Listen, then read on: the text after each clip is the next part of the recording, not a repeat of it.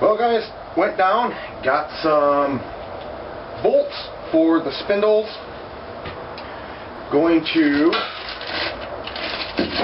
transfer this all over into 5/8. Got a 5/8 bit. Those things are expensive. So what I'm going to do now is I'm going to drill out these parts, these holes, and make them so I can put in a 5/8 bolt. Yeah. Here we go.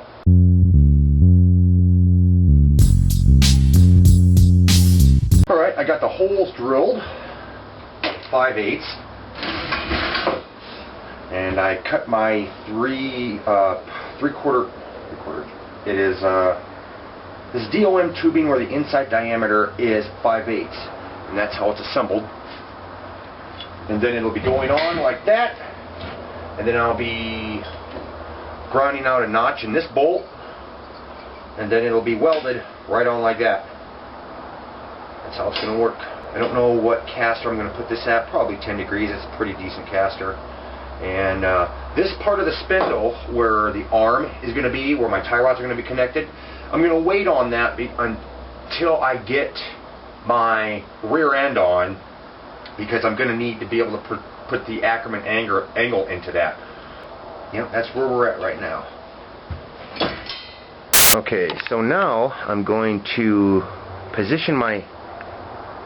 Jesus, that picture's about chaotic.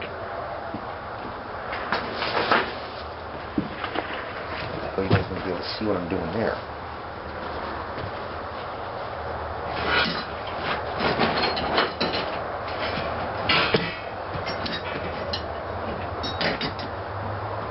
Let's see that. Yeah, that's better. Okay.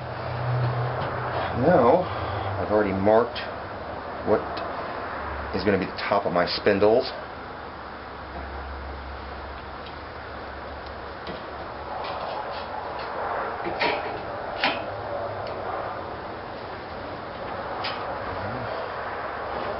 To measure up.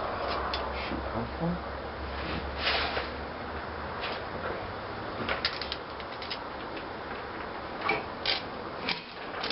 What the? Come on. Oh, dang magnet isn't strong enough to even hold this thing up. Where's my magnet of power? Here it is. Magnet of power, power, power. Okay. Ow! Yeah. Too much power. Stupid magnet.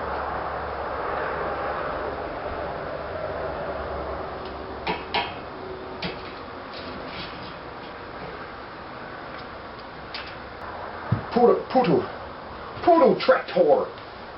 Here's my proto-tractor. All squished and busted.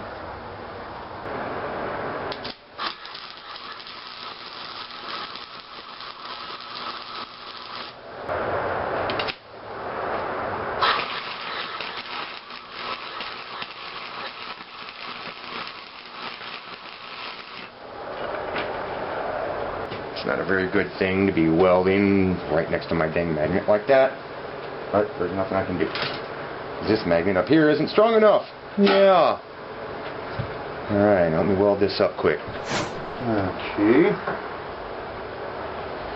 Now what I'm going to do, the way I set this up, is I'm going to have the threads going up at the top, because the only thing that's going to be sliding on this is going to be the bar that holds on the spindle, you know, the tire. So if this, while this is going up and down, I don't want it to be messing up the threads, so my threads are not going to be going down.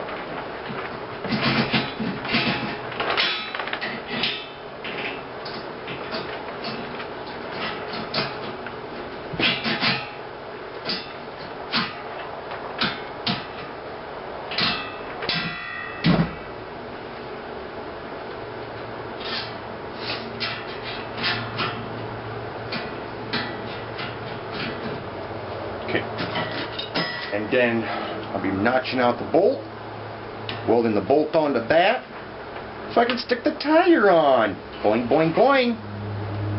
Yes, you see? That's how it's gonna work. Alright, well, I just got done welding this thing on there.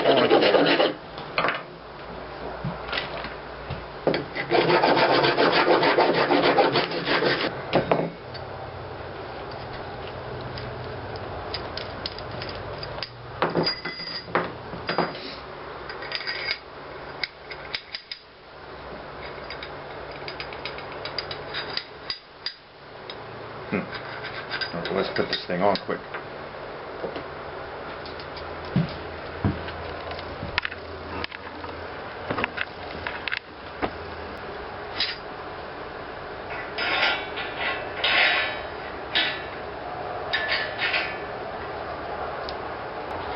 And I'm not tightening this all the way down, so.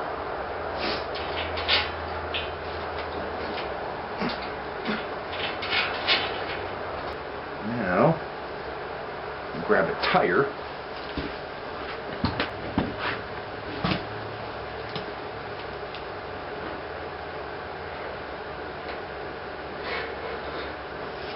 Ooh, that's really close. Yeah, that sticks way out there. Shoot. I'm going to put some spacers in here.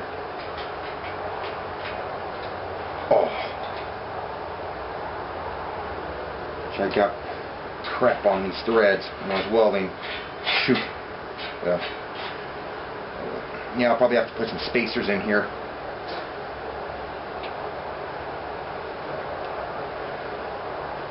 Yeah. And there's enough room here for me to put in some bigger tires if I wanted to.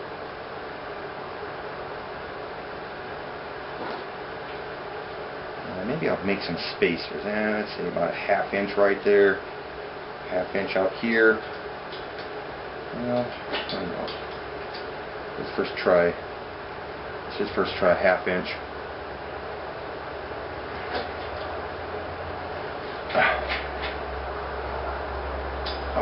I got a bolt long enough so that way in the event that I ever wanted to get larger tires that would have a larger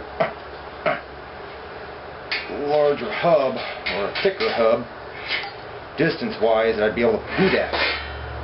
So, but now I got to put a spacer in here using the same DOM tubing that's right here because this is the same size, 5/8. So let me do that quick.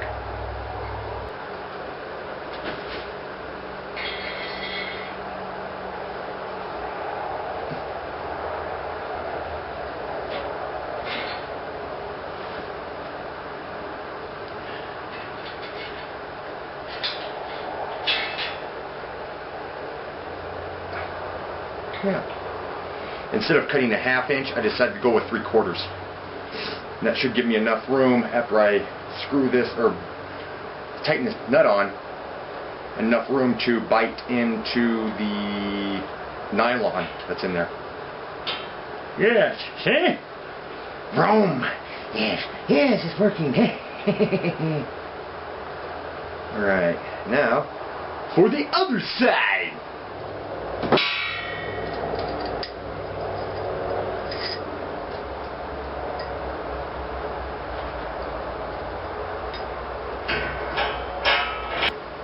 Now, some of you guys have asked me about where I got these springs.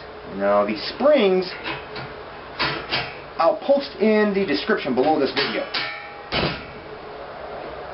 So you guys are wondering where you can find these type of springs. Decide to get the plans. You'll know exactly where to get them.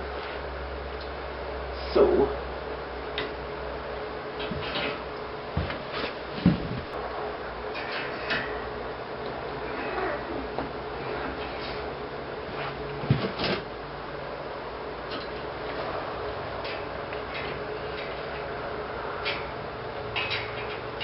voila!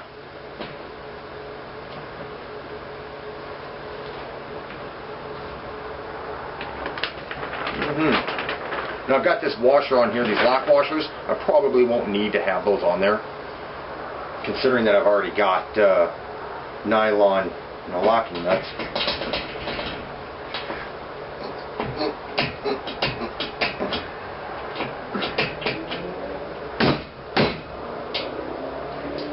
Yeah, see? Yeah, I wonder if it would work if I were to put the spacer on the outside. How much clearance would the tire collide with anything when it's rotating?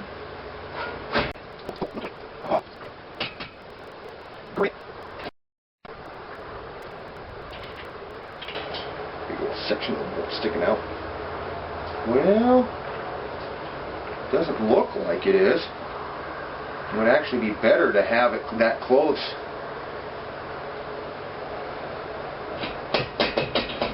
Squint. Yeah, maybe I might do that.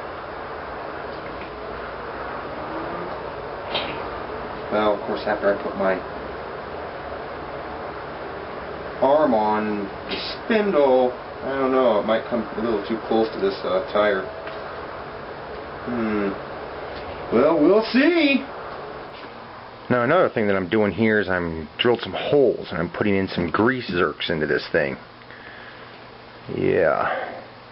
So that way I can inject grease into it so I don't have don't have so much friction inside there against the bolt.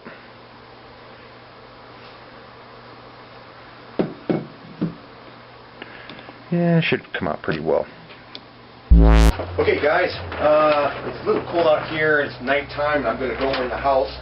So Turtle2448 Thomas asked me to give him a shout out. He's got some videos, well actually he's got a good amount of videos of some RC modifications that he does, and he also has, well he's getting ready to work on a racing lawnmower. And he's looking for some subscribers, and jump on over to his channel and show him some love, okay? Now Martin18674 had asked me if I was going to be using a rack and pinion on this thing. No, that's not what I'm going to be doing. I'm just going to do a simple tie rod setup with the steering shaft and a pitman arm and that sort of thing. Putting in a rack and pinion can get pretty expensive, so I thought I'd just go along with just a simple tie rod idea. Another thing that kind of popped up on my channel was a branding box that I didn't even know I even had. So what I decided to do is I put in a bunch of links to other people out there, other websites out there that also sell designs of go-karts and stuff. If you guys are looking for designs or something to build or whatever, not liking my stuff, that's cool. But there are other websites out there, and you can find those on my channel right below the video section. Right below that, you'll be able to see them.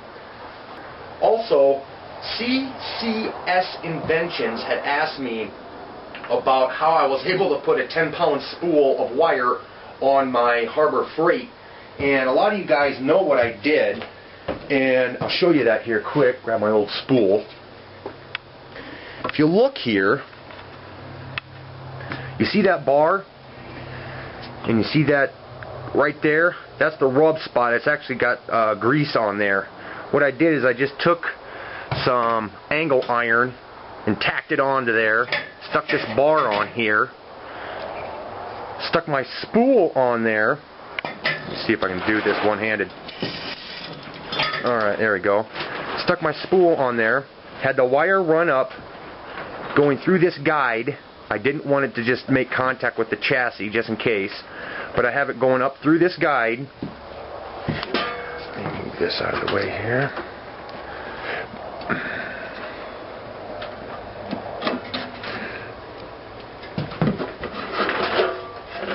And I have the guide coming in through, and then I just fed the wire in like that. You can see how I have this set up. Have some paper towel with clothespins pinched around my wire, because it cleans my wire as it rubs off, it cleans my wire off as it goes through it. So my wire's somewhat clean. There's some lubricant and some cleaner stuff that I can buy that I can drip on here, and it helps out much more than what I have set up here, but I don't have any of that fluid, any of that cleaner. So having a clean wire going through your system is always a good idea. And so I just did this, and I have the wire running through. I don't know how close I can get here, and just the wire running through there. I do not have these pinching on the wire. This one here pinches over the wire, and this one is pinched off to the side of it. The wire is actually right here, going through there, goes through the little cutout in there, and then goes in through my machine.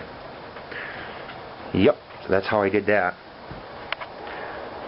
Guide's not on there, you know, I've got the spool, so I don't have a 10-pound spool of wire, so that's how I did that. Okay, also, Vloggin' Life posted a comment on one of my videos asking me about where to get seats for a go-kart. Well, there's a lot of places to get seats for a go-kart, but the thing is that you would actually, people would appreciate it a lot more if you were to build one. That's why I posted on there, it would be better to build one, because when people see that you're building something, instead of just, you know, it's easy to go out and just buy something, but when you build it, that's different. People appreciate that more. That's why I posted that. I'll be building the seat for this thing, because I'll be putting one seat going across here and another seat going across here. I'm not going to make it one unit. I'm going to make them two. That way, just in case if the one is damaged, I don't have to keep the whole thing together, you know. So that's why I'm going to split it up. That's it for tonight, you guys. So I'm going to run in the house. I'm going to edit this video.